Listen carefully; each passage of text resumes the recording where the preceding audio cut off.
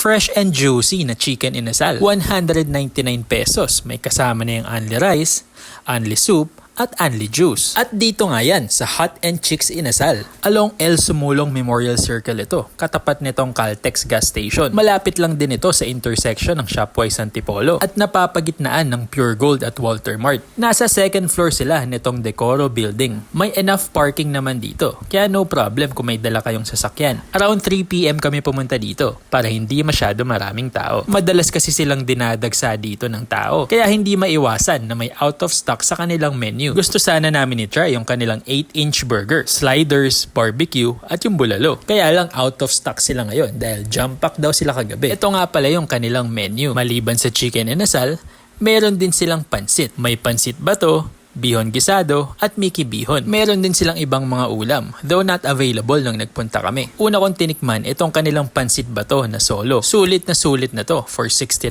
pesos. Malinam naman lasa at sakto ang pagkakaluto ng noodles. Madami ding gulay, kaya siguradong mas mapapasarap ka ng kain. Sunod nating tinikman itong kanilang leg quarter inasal. Ito yung 199 pesos. May kasama na yung only rice, juice, at soup. As expected, masarap talaga ang chicken nila dito. Malasa at juicy siya. Samahan mo pa ng masarap nilang sauce. Kakaiba ang sauce nila dito, though hindi yan only. Kapag minix mo na yan dalawa, abay napakasarap talaga. Ito naman ang kanilang jumbo pecho for only 209 pesos. Perfect na perfect ang inasal nila sa kanilang signature sauce. Sabayan mo pa ng mainit na kanin, talagang mapaparami ka. Pati nga itong bunsong anak ko nag-enjoy sa sausawa nila. Hindi niya din naubos yung chicken sa sobrang laki. Kaya sulit na sulit talaga. Open nga pala sila dito from 11 AM until 11 PM. Hindi rin papahuli syempre ang kanilang inihaw na liempo. 219 pesos naman ito. May kasama yung only rice, only juice, at only soup din. At dahil nga mainit ang panahon, sinubukan namin umorder ng kanilang halo-halo. Sagana sa toppings na may masasarap na sahog. Laki nga nito,